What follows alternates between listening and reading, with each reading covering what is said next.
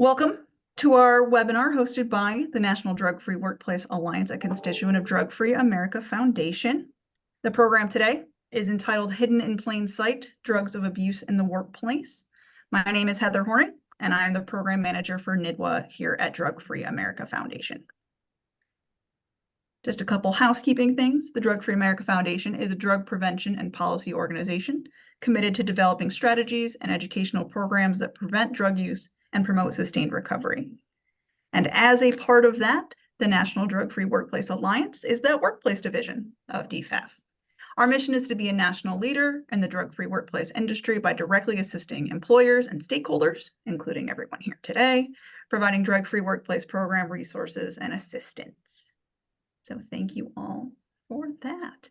If you haven't done so already, please feel free to introduce yourself and your organization in the chat box. Everyone should be able to message. I'll give you a second to do that. And any questions that you have for today's webinar, I do ask that you put in the Q&A box. That way I don't miss them. I will do a quick overview of the chat just to make sure, but we want to make sure everyone is included. Fantastic. The final 10 minutes or so of our webinar will be dedicated to those questions. So please hang around. If you do have any questions, we'll make sure that you get to them. Today's webinar is being recorded. You will receive a link to it along with a certificate of your attendance in the next few days. And a survey will be sent following the conclusion of the webinar. If you don't get to it right now, it will come along in that email. Okay. Today we are joined by the SwabTek team. Today we have Bobby Petros and Joe Curta. Bobby today joins us with over 25 years of executive management and global technology in the public sectors. And this gentleman is the Chief Executive Officer of SwabTek. Holding a master's degree from MIT and a bachelor's degree from Boston University, Mr. Petros is a highly regarded expert in the field. I'm very happy to have him with us on the call today. And Joe Curta brings 28 plus years of experience in sales and marketing and laboratory and forensic toxicology, and also serves as the Vice President of Sales and Business Development of SwabTek. Graduate of Syracuse. I'm originally from the Syracuse area, so woohoo. Go Orange. And Alfred University with bachelor's and master's. We look forward to Mr. Curta's contributions to our topic today. All right, with this, I'm going to hand it over to our presenters. They're going to give you a little demonstration, and then I'll hop back on here.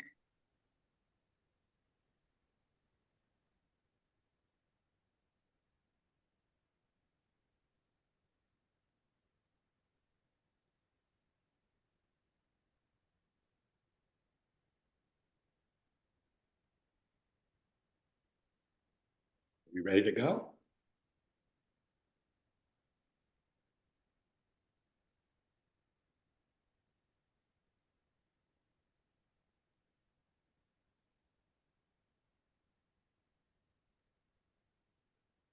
Heather, do you have the slides? Oh, the slides. I thought you were doing the demo first. I apologize. It's okay. That was my bad on timing. I do have these here. There you go. It's working on it. It's thinking about it. There you go.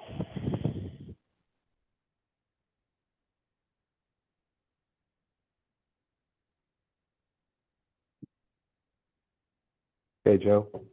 Yes. Are you starting? He's going to advance the slides for you. I'm sorry. Heather is going to advance the slides for you.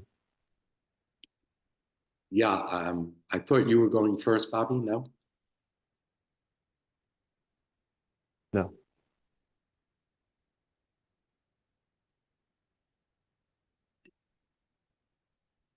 All right.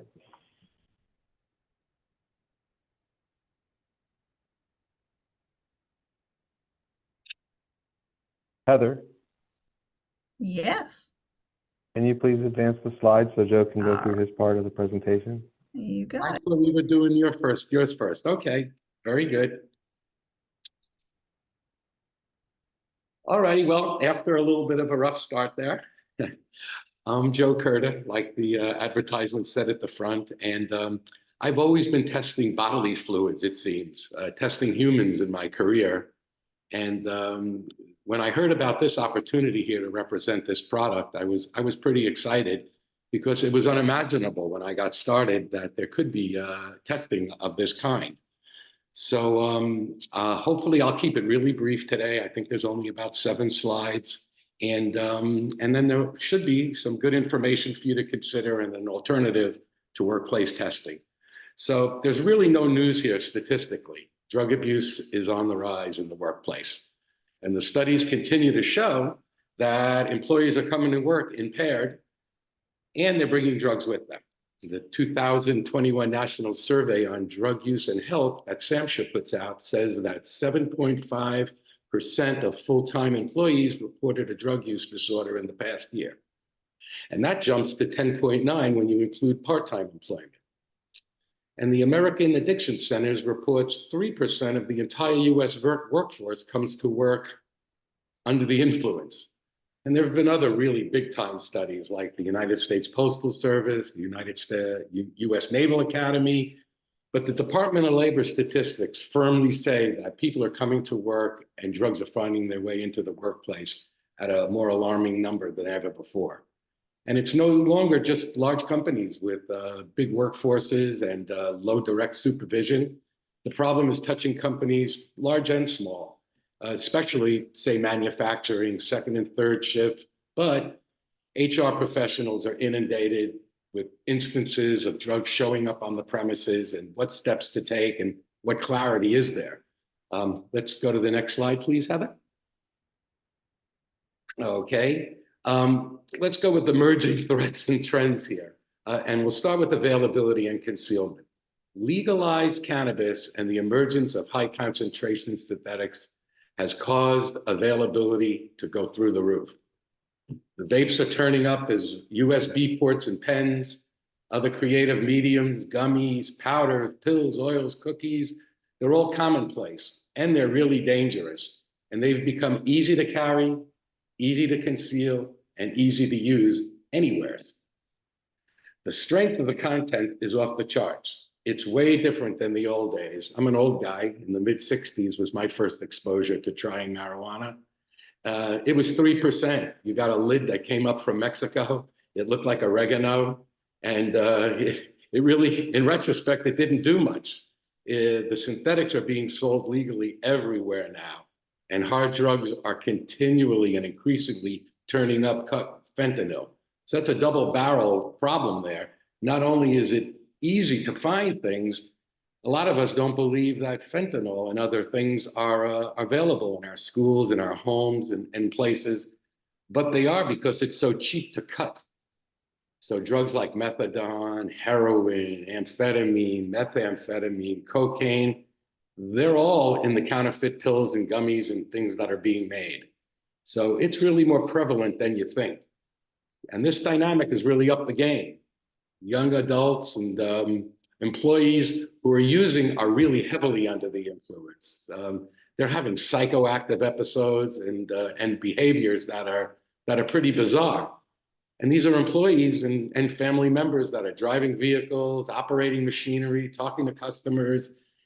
And believe it or not, the problem is worse in our schools, and that's not what today's about, but we also have a large representation in education. We work with 2,500 or so schools, and you should see the problems that they have there and the uncanny amount of contraband that they collect every day.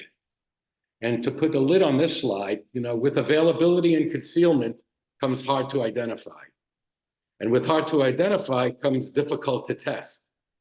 And difficult to test results in employees and owners who no longer are able to identify the drugs and discern what to do and what steps to take.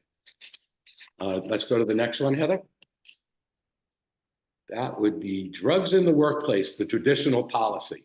So programs have always been built around biological testing, urinalysis, hair follicle testing, oral fluids, sweat patch testing with epithelial skin cells.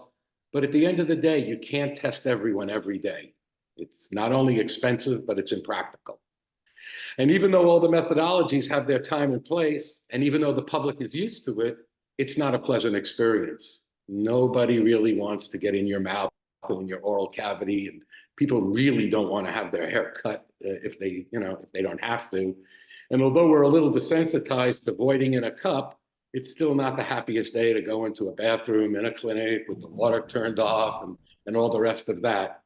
So there's not enough time also today to discuss employee rights concerns in depth, but the reality of finding drugs in infused and in paraphernalia and the impact on workplace safety, it underscores the problem and it really complicates matters.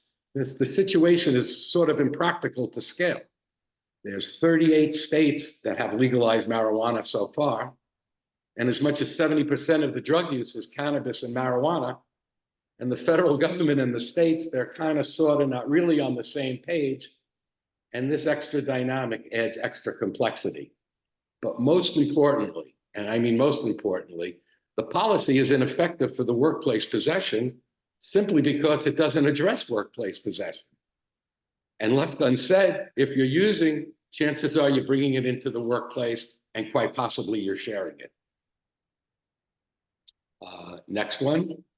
Number 4. I'm just going to let this one sit here for a moment. It's kind of a recap. Just give it 10 seconds and I'll let you read it, rather give you a break from listening to me. The bottom line is that workplace, though, safety and liability is being compromised on a daily basis. So let's click to the next one, please, Heather. The traditional workplace solutions. They're all flawed to some degree. And that's really the crux of the problem here. You can see the 4 traditional ways that you could operate are: you could ignore the threat, you could confiscate and dispose what you found, you can contact law enforcement, or you can refer to the laboratory or a third party. So let's look at them each individually.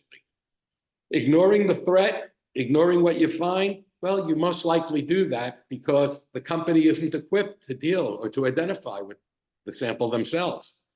And they're probably unwilling to enlist the third-party assistance, and they're not comfortable acting on suspicion alone, which is a pretty big deal these days because the industry is catching up with policy for things like these. But no matter the ignore alternative can expose all persons to further undue risk by allowing potential drug use and workplace safety to persist. So the ostrich option, putting your head in the sand, it's really never a good choice.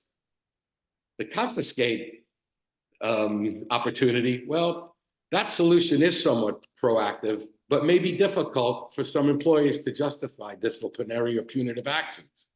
And this most likely is going to end up in HR anyway, or on some other action based on the policy.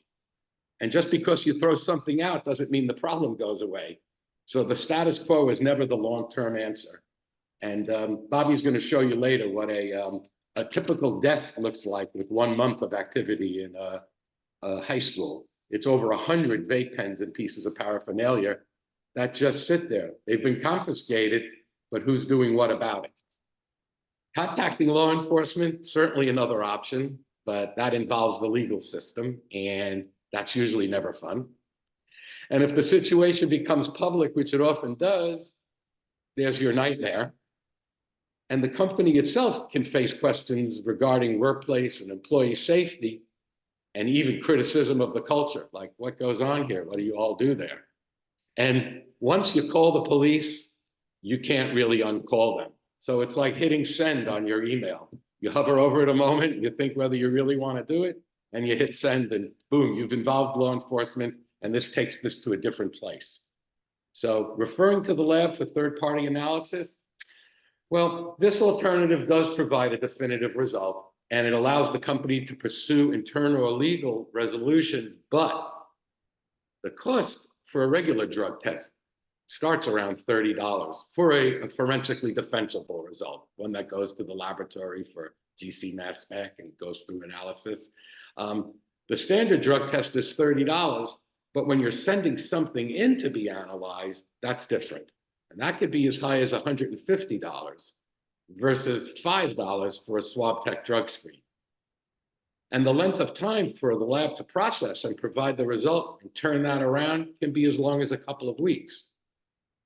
And not to left unsaid is, and while waiting, employees and employers remain in limbo for extended periods of time, and possibly the company could still be vulnerable to continued workplace drug testing. Again, all of these traditional resolutions are somewhat flawed. Number 6, please. All righty. Same one. This is a high-level slide. I'll just talk it real quick. It's on-site detection, instant results, safe and simple, and leads to decisive action. It's an easy procedure to keep testing in-house without third-party involvement, keeps employees and the workplace drug-free and safe, and it allows you to uphold the drug testing policy. And if contraband is found, it allows the company to proceed with the correct next steps or refer to law enforcement, as I said earlier. So let's take a really good look now at what each of these mean. Heather, one more time. Okay. The tests are lightweight in weight. The cost is negligible at $5. They're easily and safely stored at 5 years plus with shelf life, and there's no sourcing issues. Everything is manufactured here in the United States. And the tests have a simple and a safe procedure. They're intuitive. Bobby's going to show you that. Actually, it's right there right now. There's only one thing you really could do when you open a sachet and take out a Q-tip and a card. That's swab the contraband and put it on the card.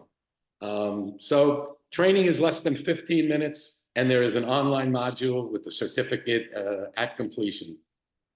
The tests produce instant, decisive results and allows companies to take an informed approach to an incident. More so, though, the tests qualify as probable cause for investigating policy violations. This allows employees and owners to address the employee directly within the scope of the policy. Remember, with a screening test, what you find isn't evidence, but it's probable cause to explore further. And following a positive detection, the company can maintain control over the proceedings. And this allowed employers to lead incidents to the company's preferred outcome. Think about it for a second. Is somebody dealing in the cafeteria, or is somebody using a vape pen at lunch in the car? Is this a good employee that produces consistently and you want to have there?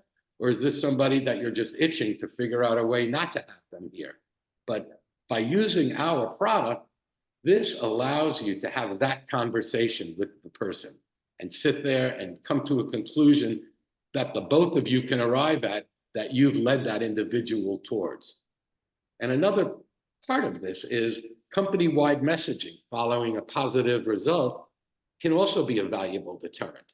When word gets out that something happened, everybody now knows that there's a way to figure out that we know what's happening. So it doesn't even need to link a positive detection to an employee. Just the fact that it's there is a deterrent. And we've seen companies actually put a notice in the pay envelope or out on the bulletin board or in a company email that says there's a new tool in place to improve workplace safety and to help remove drugs from the workplace. So there's some messaging there that's actually very useful. And a SwabTek test result is more effective than just acting on suspicion or post-accident testing, at least in my purview. This is real time, and it's actually occurring in the workplace. So it is certainly germane to what's happening.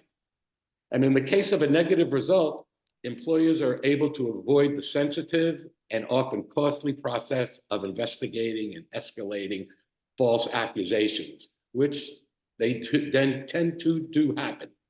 And as far as law enforcement goes, as I said earlier, you can't uncall the police. So that's kind of the case for that. That's really what we do and why we do it differently. And I'm sure there'll be some questions at the end of this. I'm going to turn it over to Mr. Petros right now, let him show you what I was talking about, and then we'll get back at the end of the call. Thank you. Thanks, Joe. Okay, Let me share my screen here. Okay. So I'm going to try to give you guys a little bit of background on the product and the company, and then see how we've evolved into this space. Where you know, when we first created these products, we were focused on the law enforcement market because that is the current market for all kinds of color chemistry detection products. And so we started selling into, you know, police departments, corrections, border, airports, with our test kits. And, you know, we had a big difference, a big advantage over all the other competitive products in the market, in that we were the only test kit that wasn't using the hazardous liquid chemicals that they all use. And so let me show you what those look like. You may have seen products like this. I'm going to put it on my video here.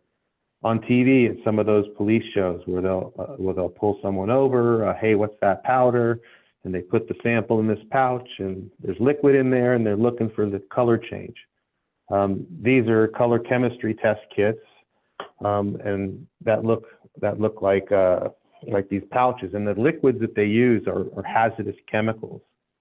And as a result of that they can't just throw them away, they can't ship them easy, there's lots of training involved, and they can't easily operate them around the general public. So the whole concept of color chemistry detection of substances was inherently limited to who could use it, by the very nature that the products were all hazardous in the liquid chemicals used. So when we come along and we start to make a test kit that looks a little different, you know, our test kit is a card that's got a printed powdered reagent on the card. And that printed reagent is made of some dry powders that we turn into an ink and we print on this card.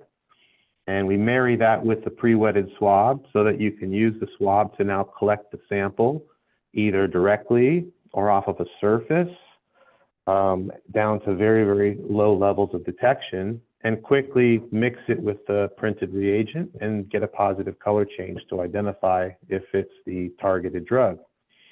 And so our test kits look like this in actual operation. They come in these sachets that have two compartments, one for the card and one for the pre-wetted swab. And in this application, you can see the reagent ink is the yellow spot there on the left. And if I want to test this powder to see if it's the targeted substance, I just collect it with the swab, mix it with the printed reagent.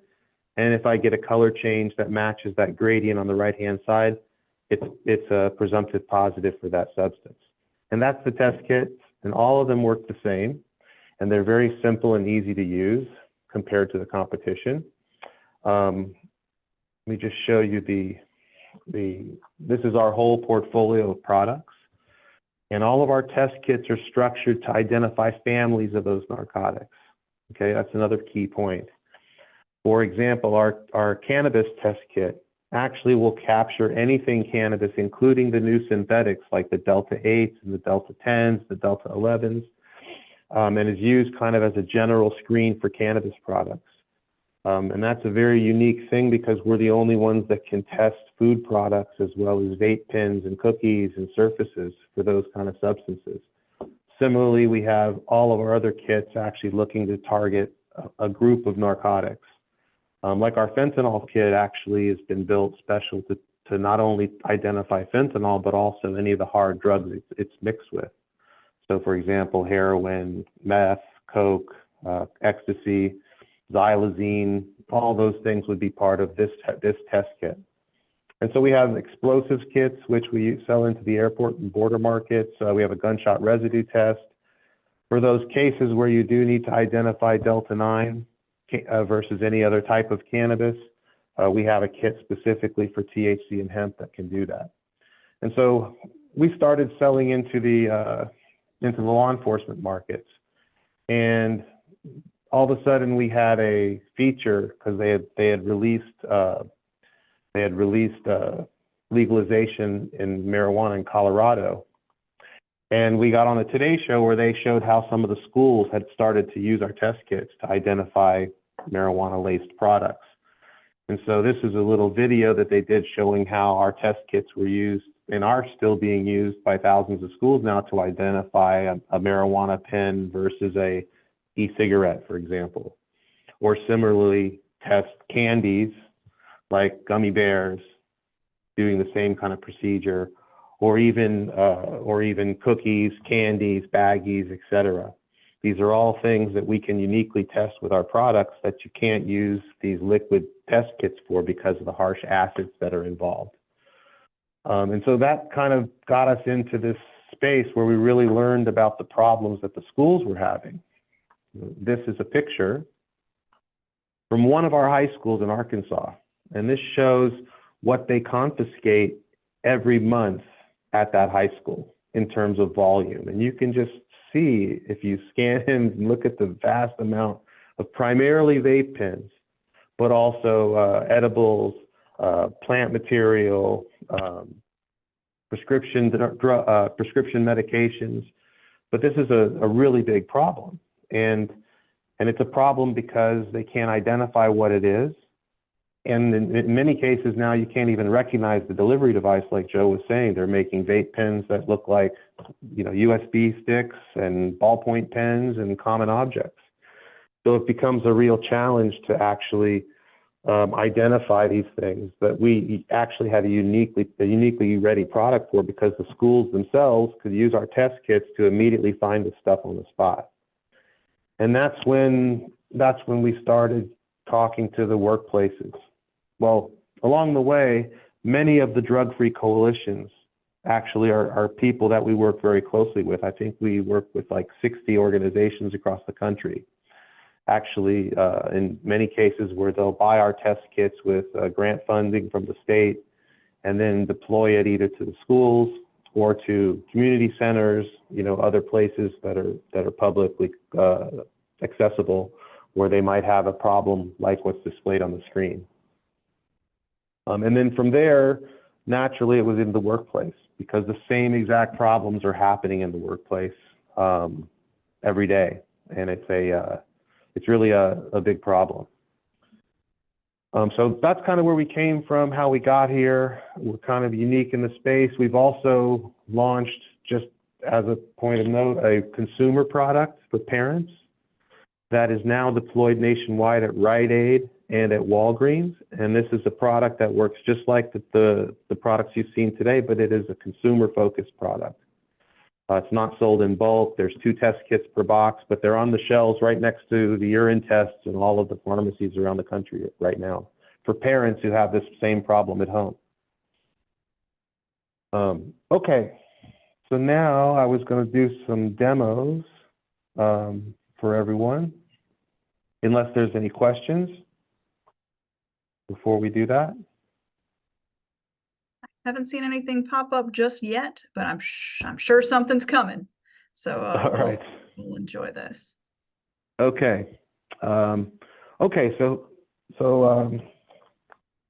here's one of our cannabis test kits. Actually, Bobby, that, real quick, yes. could you stop sharing your screen, and then I can make your camera big here? Yeah, I'm sorry about that. No There. problem. How's that? Great. Okay.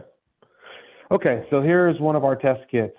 They come in, like I said, these dual compartment sachets. On the seal, you'll see that there's the manufacturing date that's burned into the sachet, so you can keep track of when it was manufactured and the shelf life, although the shelf life is 5 years plus. But if I want to test, let's say, a vape pen, here's one of those vape pens that are disposable. In other words, there's no way to open it up and get at the cartridge. And these are the much more commonly found devices nowadays. And so if someone has smoked on this vape pen, what will happen is there'll be little oil residue that's left around the mouthpiece. And that's really what we're collecting with our test kits. So I would open up the sachet and pull out the test kit. In this case, you can see there's the reagent zone. This is the gradient of color that you're looking to match on a positive indication. And then I'll pull out the pre-wetted swab, which is, again, has just a small amount of wetting solution on the tip. It's not dripping wet or anything like that. And now what I'm going to do is I'm going to collect the sample, and then I'm going to mix the sample with the printed reagent. Now, in that process, one of two things can happen, or both. Some of the sample can be deposited on the reagent card and actually show a color change on the card, and vice versa. Some of the reagent will be sucked up onto the swab tip, and I can get a color change on the tip of the swab as well. So the point is, when you run the test, you want to look at both places. So if I want to test this vape pen, for example, I can just swab the mouthpiece. And then I can just mix it with this printed reagent. And you can see that it already shows the red color. Okay, and that's a positive indication right now for that vape pen for cannabis. Similarly, we can test gummies and candies and drinks. I would just take another test kit and want to test this gummy bear or this gummy strip. What I would do is I would just rub the gummy itself, and this is the same procedure you'd use with cookies or any other food product. And what you're doing is you're trying to, break through the gelatin layer of the candy, or getting access to the oils that are part of the candy. You can see in many cases like this one, I pulled up a lot of the food coloring from the candy onto the swab tip. So since I'm looking for a positive red, it's better to try to not test red candies if you can avoid it. If you do have to test the red candies, you're going to have to look for a difference in color from what you see when you pull the swab tip up like this. But in this case, I'm fighting a green color. And so I'm going to mix the swab with the reagent. And again, you can see the red takes over. And so that's what you would see if you were swabbing a red gummy, for example. It would just take over the reaction. Other things you can do with the kits, for example, is, here's like a little baggie that I have with a small amount of marijuana plant material in the bottom of it. Even if this baggie was completely empty, I could still test the baggie and see what was in there. And again, by doing that, I would simply take out the kit. Let's say this is a sealed baggie. I could swab just the opening without even opening it and likely capture, well, let's try. I don't know if I've tried that here. Okay, so I haven't even opened this bag in this case, but I have swabbed around the opening of the bag. Yeah, look at that. Immediately. So you see, you can get down to like 10 micrograms in level of detection. So it's very, very sensitive, and especially with the cannabis product, because the things that you're trying to detect are very, very sticky oils. And once they touch a surface, it's very difficult for them to be removed. The other thing I was going to show you is our fentanyl test kit. This is the kit that will test for the presence of fentanyl and all of its analogs, as well as the other common drugs that it's mixed with. And so there's the fentanyl card. It's got a slightly different reagent and color scheme, and a slightly different wetting agent on the swab. And what I'm testing here in this case is not fentanyl, obviously, but it is xylazine. So this is xylazine, which is the new drug that's being mixed with fentanyl to create tranq. That's very popular now. It's a animal tranquilizer, but it's one of the same class narcotics that we're detecting with this test kit. And so we would just mix the collected swab with the printed reagent, and you can see it's already changing colors. And you can see it's turned to purplish on that side. And so that's a positive indication for, in this case, one of the target samples for the fentanyl test kit. One of the only other things I was going to show today was our general narcotics test kit. This one is used to basically identify any kind of narcotic, legal and illegal. We sell a lot of these into corrections markets or probation and parole.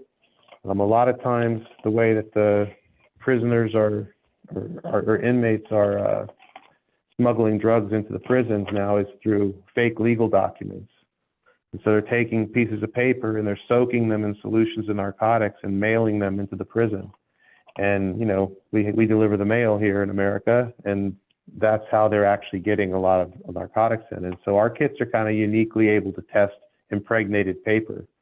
And in this particular test, you just lay the paper over the card and then press the swab onto the paper, and the wetting solution from the swab tip will go through the paper, take with it whatever's in between, and you'll get a positive indication, which in this case is a dark orange dot in this test. And so this is kind of a unique capability as well. This test kit will pick up things like K2 and spice and other hard drugs that are typically smuggled into the prisons, but even drugs that are, you know, pharmaceutical. But the point of this, all these tests are instant. They can quickly and easily be done by, you know, anyone with a minimal amount of training. And as Joe was saying, in the hands of a workplace employer, or in the hands of a school district, or in the hands of a parent, this capability of quickly and simply and safely identifying narcotics is a capability that no one's had before as a tool to try to enhance their drug prevention activities. And it really works across all of those markets and all those opportunities, from businesses to public, you know, public operations, community organizations. So I think since a lot of the people on this call are really in the you know, drug-free coalition world, these are things that can parlay, you know, very, very well with Narcan, for example. You know, everyone's taking Narcan, which is great to have at your disposal to try to save a life, but you need to pair it with a test kit that can actually do prevention, you know, before that happens, to be out identifying potential drugs on site and getting them out of the premise before something bad happens. You know, once you get Narcan on hand, now you got to work on, how do I never have to use it? And so pairing a test capability with the Narcan medication handles before and after the fact. And that's an important thing to do. And it works the same way for all of our kits because we're on the prevention side. And that's all I had.